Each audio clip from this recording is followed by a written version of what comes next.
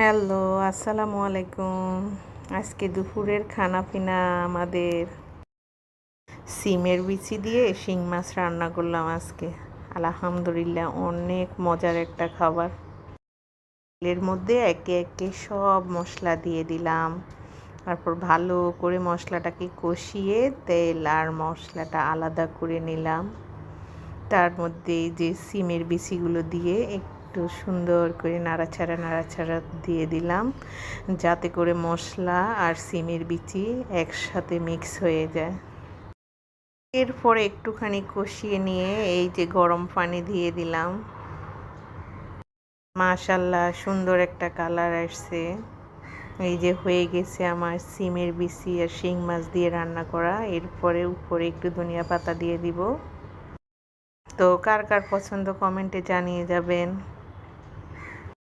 ভিডিওটা ভালো লাগলে শেয়ার করবেন, পাশে থাকবেন, ভালোবাসা দিবেন।